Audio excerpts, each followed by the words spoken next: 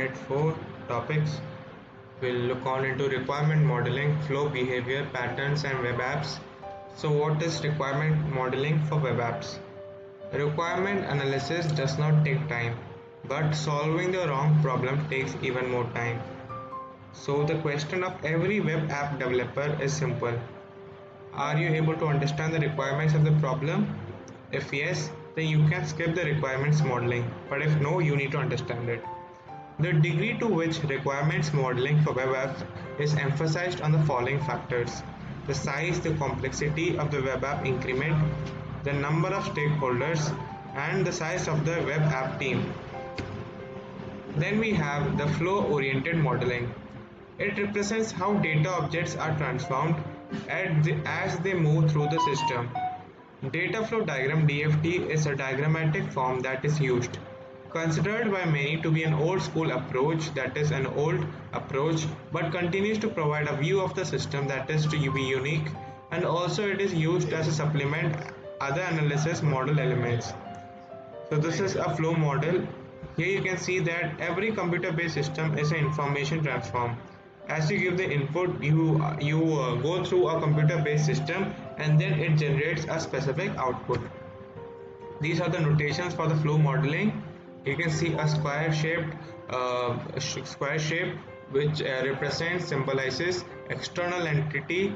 A circle symbolizes process, and this arrow symbolizes data flow, and the data store is symbolized by this kind of figure.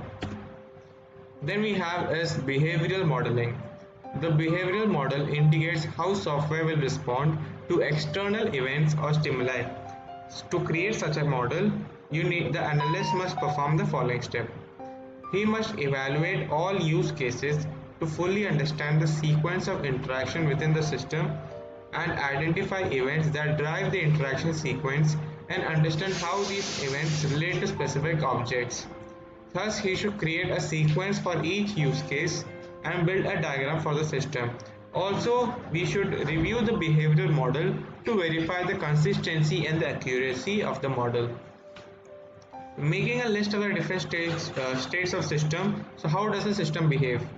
It is done by indicating how the system makes a transition from one state to another, which takes the help of indicate event and indicate action, and it also helps while we make a state diagram or a sequence diagram. Then we have the strategies of the modeling, requirements modeling. One view of the requirements modeling is called structured analysis, whereby the data and the processes are transformed into data as separate entities. Data objects are modeled in such a way that it defines the attributes and relationships. Processes that manipulate data objects are modeled in a manner that shows how they transform data as data objects flow through the system. A second approach to analysis model, called object-oriented analysis, focuses on the definition of class and the manner in which they collaborate with one another to affect the customer or the user's requirements. Next we have is the requirements modeling for web apps. So there are 4 points to be remembered, that are the content analysis, interaction analysis, functional analysis, and configuration analysis. So under the content analysis, we have the full spectrum of content to be provided by the web app is defined and identified. It includes text and graphics, images, video, and audio data. Data modeling can be used to identify and describe each of the data objects. The manner in which, under the interaction analysis, the manner in which the user interacts with the web app is described in detail. Use cases can be developed to provide detailed description of this interaction.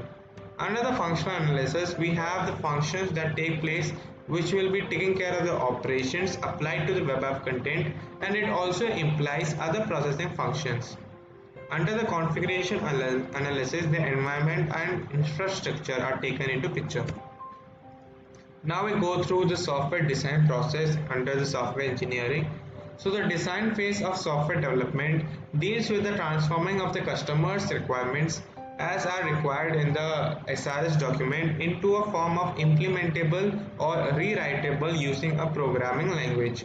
It again follows 3 levels of phases, which are interface design, architectural design, and detailed design.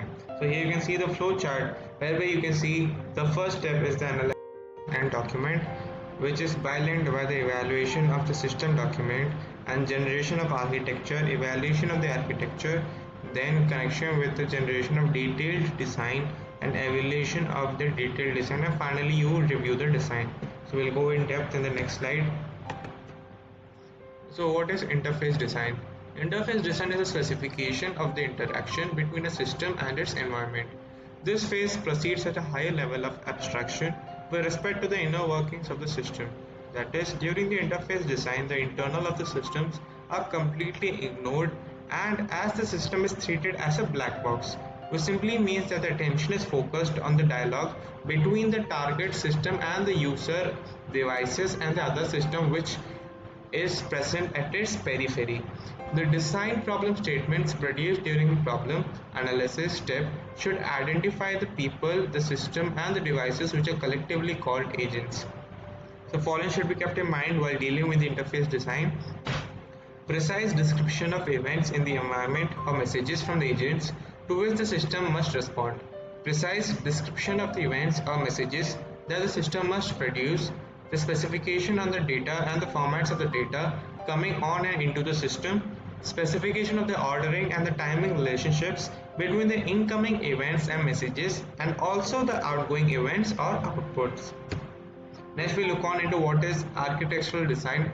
So simply architectural design can be defined as a specification again of a major component of a system which holds the responsibility of properties, interfaces, relationships and interactions between them. So in case of architectural design, the overall structure of the system is taken into consideration, ignoring the internal details of the major components. So let us see the issues that are included in the architectural design. Gross decomposition of the system into major components, allocation of the functional responsibility to the components, component interfaces, component scaling and performance properties, resource consumption properties, reliability properties, and so on and so forth, and communication and interaction between the components. So it is basically depending upon the design of the internals of the major components until the last phase is met. Next we have is the detailed design, which means there is specification of the internal elements of all the major system components. Their properties and processing are all taken into consideration in the aspect of detailed design. It may include the following, that is the decomposition of major system components into program units, the allocation of functional responsibilities to units, user interfaces, unit states and state changes, data and control interaction between units, algorithm and data structures, and also the packing and implementation so that the issues of scope and visibility of program elements can be easily solved. So now let us see what is basically a design model. So you might have heard of a design model in software engineering, which comes under a object-based picture, and it is simply used so as to work and implement a system source code. This type of representation has quite a couple of advantages. Firstly, it is a simple representation, and also a group of people can look through the simple diagrams and quickly get a general idea or a basic idea regarding the design model. So let us see the picture itself. I have taken an ATM example for the example. So here you can see that in the ATM machine there is customers input, then you have messages and cash, and it goes through a series of steps that includes verification, request, transaction information, the responses that are taken from the user, the account information, and based on the users IDs and all the information received by the users end, the central computer system analyzes it and verification is done of the account information, and finally you get the required output in the bank computer system. Now we look on into what is software architecture. The software architecture of a system depicts the software's organizational structure, and also it provides an explanation of how it behaves. So it simply accomplishes a specific function or a set of function, or in layman's language you can understand it is a sturdy foundation on which a software can build.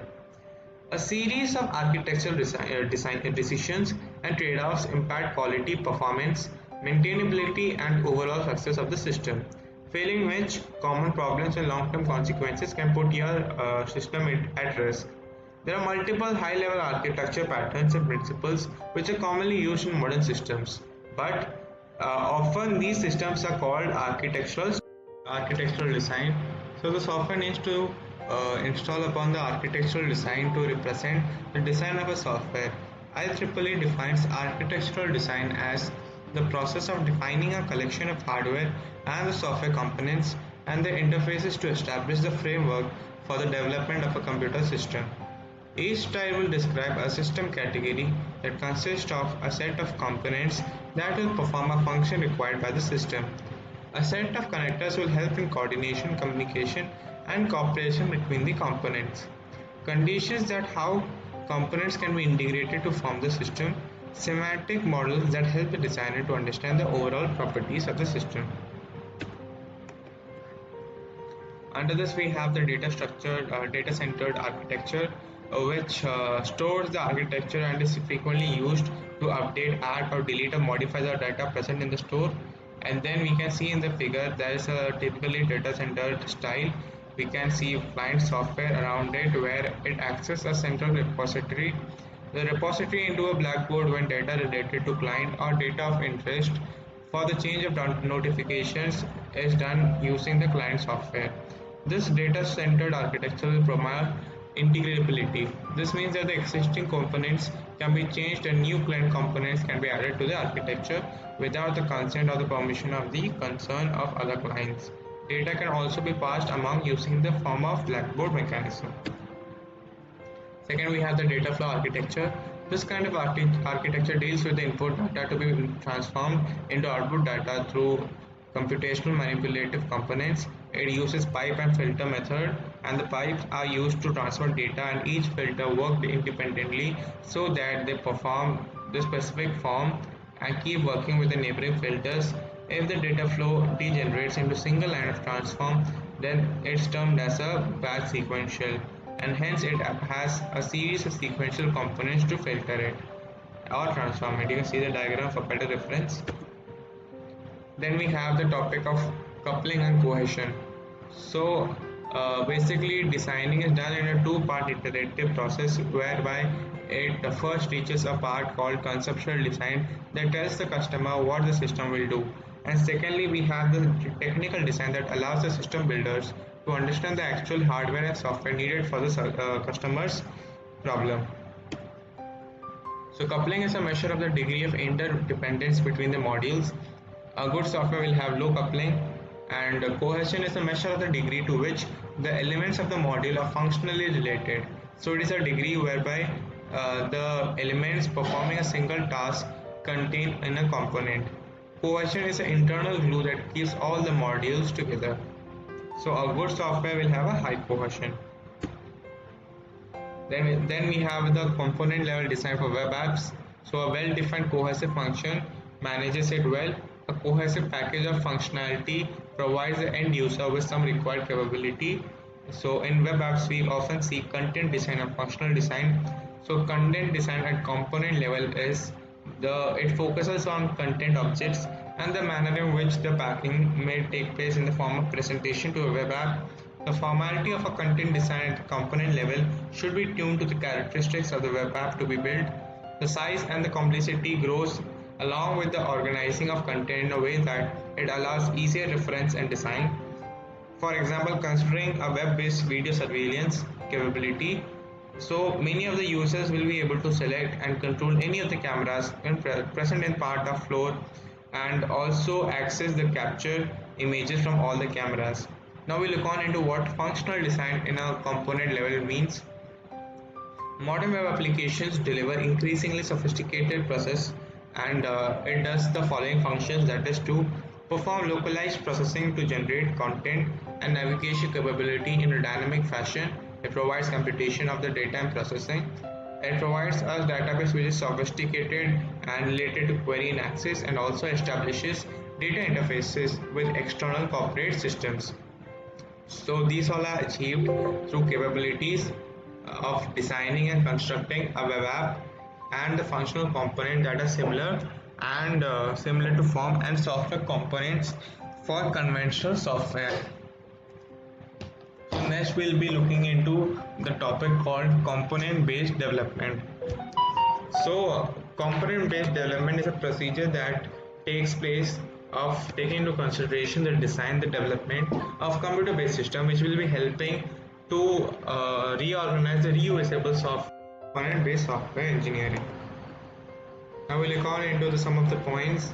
Strive for consistency, enable frequent user to use shortcuts, offer informative feedback, design dialogue to yield closure, offer simple error handling, permit easy reversal of action, support internal locus of control, and reduce short-term memory load. These are some of the points. Now we look on into user interface design. So user interface is a front-end application view to which user interacts in order to use the software. So it should be attractive, simple to use, responsive in short time, clear to understand, and should be consistent all the time. So basically there are two types of user interface to be seen. One of them is command line interface. So what is command line interface? Command line interface provides a command prompt where the user types the command and feeds to the system. So it acts as a communication channel between the user and the system. The user needs to remember the syntax of the command and its use. And the next one, the second, is the graphical user interface. Graphical user interface provides the simple interactive interface to interact with the system. GUI can be the combination of both the hardware and the software. So using the GUI, user interprets the software. So you can see the diagram of how its representation is. So what is interface design? The primary goal of interface design is to set of interface objects and actions, that is to perform desired tasks using the controlling mechanism. So how are these control mechanisms working? So they are subdivided into task and subtask, also called as user scenario. So what happens in this is that they follow three golden rules. Design issues such as response time, command and action structure, error handling and help facilities are considered as a design model refinement. So it has an implementation phase, interface construction and implementation, and this is a process where creation of prototype and model takes place, which helps in the enabling of usage scenarios to be evaluated. And then we have is the iterative design process of continuing a user interface toolkit that allows various windows menus to be opened at the same time so that the user feels friendly with the system. Then we have interface validation. What happens in this is that testing of the interface is taken, and also it should be taking place to perform tasks correctly, and it should handle a variety of tasks so that it becomes easy to learn. Next we learn about evaluation design. Evaluation design is a structure that provides the information needed to each of your evaluation questions. Your intended evaluation design should be based on aligned with the following question: the program's theory of change and logic model, primary purpose of the evaluation, key research question, resources available, and funders evaluation requirements. This is a table of how it should be meant. Process design, large grantees, small grantees, and it should take this all into consideration. Then we have is the web app design quality. This can be subdivided into two major points, that is the artistic deal and they are solving a problem using the engineering ideal for a customer. Design is an engineering activity that leads to high quality product. So we have many of the uses under the web application quality. They are the usability, functionality, reliability, efficiency and maintainability. So these have to be maintained while doing it. Some other quality attributes, minor of them, are security, availability, scalability and the time to market. Then we have aesthetics also, which is a core design principle that defines a design's pleasing qualities, so that designers use aesthetics to complement the design usability and so as to enhance functionality with attractive layout. Now we'll see what is content design. So the growing interest in content design is welcome, and also such interest recognizes the content design, and also sometimes there are some misconceptions that content presentation is simple visual styling, and the belief is that because many content may not be existing, the content in which content is displayed becomes irrelevant. So conversely, UI builds and supports the content displays. Yet content design is more collaborative attitude. We have link to homepage group-like functions, limit hyperlinks, three-click rule, and consistency for good navigation. So navigation design is a design process that utilizes hyperlinks to organize information on a website so that site visitors can navigate and find the particular information on the website. This website helps you to find out the image-based navigation and allow you to know about the picture of the bird and the details. So such is the usage of navigation design. Then we have what is a component level design. So component level design is after the planning stage of an application system called requirement modeling or architectural design of the software follows. At this point, the higher level is discussed. The process of taking the components identified in each of the steps and getting down to the nuts and bolt level of designing is what comprises of component level design. So, as soon as the first iteration of the architectural design is complete, component level design takes place in the next form. The objective of this design is to achieve the internal data structure and processing of all the software components at a smaller abstraction level closing to the actual code. So it helps in accessing the functionality of the software components. It might have different approaches and it has some of the intermediate design notations as well, such as the graphical, tabular, text based whenever it is easy to translate into source code. Then we have is a module which can be defined into a modular building block of the software, which gives the meaning of component differing from how software engineers use it. The modular design of the software should exhibit the properties as and when required.